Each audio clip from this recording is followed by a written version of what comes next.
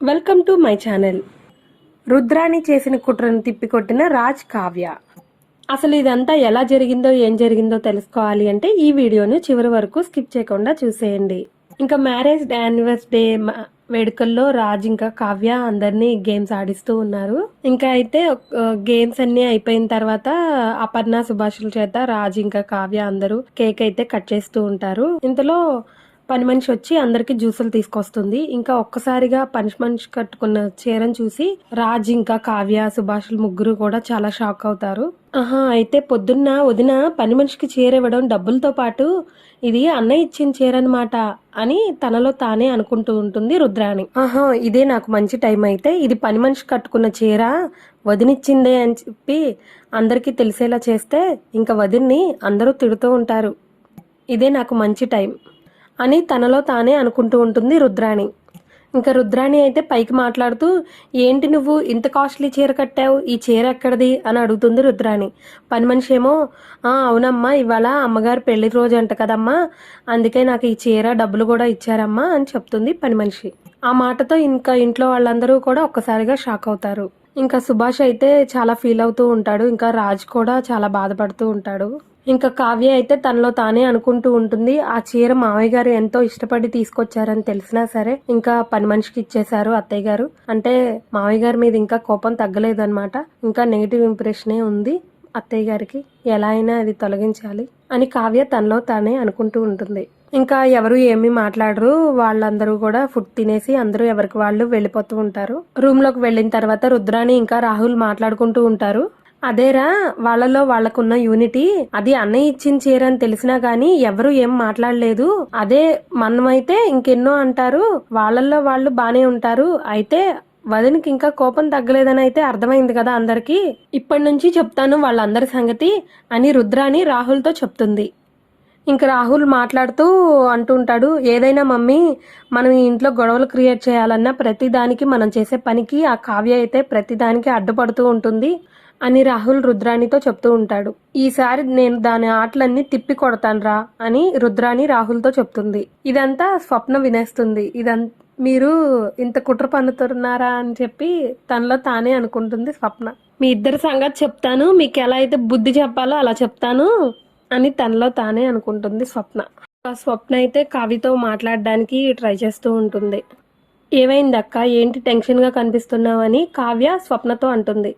కాదే, మా అత్తను నా మొగుడు కలిసి ఇంట్లో గొడవలు పెట్టడానికి ట్రై చేస్తున్నారని చెప్పి కావ్య స్వప్నతో అంటుంది. ఏమైందక్క, నువ్వు అసలు సరిగ్గా చెప్పు నాకు, అసలు ఏం జరిగిందక్క, అసలు సరిగ్గా చెప్పు నాకు అర్థమయ్యేలాగా అని కావ్య స్వప్నతో అంటుంది. ఏం జరిగిందేంటే, ఇంకా మా అత్త నా మొగుడు కలిసి ఇంకా పని మనిషికి అపర్ణ ఆంటీ చీరిచ్చింది కదా, ఆ విషయాన్ని పెద్ద చేసి గొడవలు చేద్దాం అనుకుంటున్నారు. ఇందాక ఆవిడ ఎక్స్ప్రెషన్స్ చూస్తేనే నాకు అర్థమైంది, కథ ఇంత తొందరగా ప్లాన్ చేస్తారని నేను ఎక్స్పెక్ట్ చేయలేదు అని కావ్య స్వప్న మాట్లాడుకుంటూ ఉంటారు. అయితే వెంటనే అత్తయ్య గారి మనసులో మావయ్య గారి మీద ఉన్న బ్యాడ్ ఇంప్రెషన్ పోగొట్టాలి, లేదంటే వీళ్ళు ఏదో ఒకటి చేస్తారు అని కావ్య స్వప్నతో అంటుంది. సరే అక్క, నువ్వైతే ఒక పని చెయ్యి అని కావ్య స్వప్నతో అంటుంది.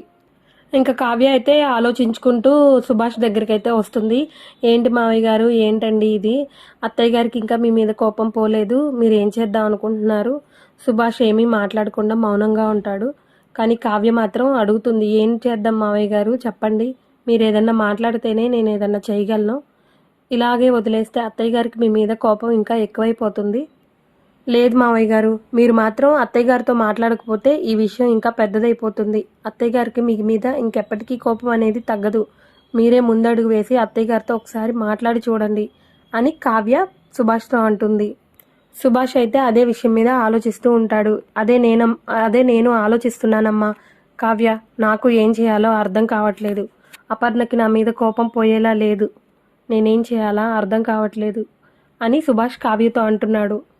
ఇంకా కావ్య అయితే సుభాష్తో అనింది, లేదు మావయ్య గారండి, వెళ్ళండి, మీరు ముందు అత్తయ్య గారితో ఒకసారి మాట్లాడండి. అసలు పని మనిషికి చీర ఇవ్వాల్సినంత అవసరమే ఉంది, మీరు అంత ఇదిగా తీసుకొచ్చిన చీర అని తెలుసు కదా అత్తయ్య గారికి, వెళ్ళండి మావయ్య గారు వెళ్ళండి అని మాట్లాడమంటుంది కావ్య సుభాష్తో. ఇంకా సుభాష్ అయితే అపర్ణ దగ్గరికి వెళ్ళి, ఎందుకు అపర్ణ ఇలా చేస్తున్నావు, నేను చేసింది తప్పని నీకు చెప్పాను కదా, అయినా కానీ నువ్వు బాధపడుతున్నావు, నన్ను బాధ పెడుతున్నావు. నేను చేసిన తప్పే అని నేను ఒప్పుకున్నా కానీ నన్ను ఇంత బాధ పెట్టడం న్యాయమా నీకు? అసలు నేను ఏం జరిగిందని ఇంత ఇది చేస్తున్నావు నువ్వు? ఇప్పుడు నువ్వు నన్ను ఏం చేయమంటావు చెప్పు అని సుభాష్ అపర్ణతో రిక్వెస్ట్ చేస్తూ మాట్లాడుతూ ఉంటాడు.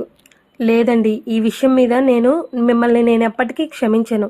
నా మనసు కరగదు, నా మనసు విరిగిపోయింది. మీరు చేసింది చిన్న తప్ప, మీకు చిన్న తప్పు అయి ఉండొచ్చు, కానీ నాకు అలా కాదు. నేనే అందరికీ పెద్దరికంగా చెప్పేదాన్ని, ఇప్పుడు నేనే మౌనంగా ఉండాల్సి వస్తుంది. అలా నా మాటకు విలువ లేకుండా చేసింది మీ వల్లే. మీ వల్ల నేను ఇలా చాలా నలిగిపోతున్నాను అని అపర్ణ అంటుంది. ఇంతలో సుభాష్ అంటాడు, లేదు అపర్ణ, ఇంత మూర్ఖంగా మాట్లాడతావేంటి?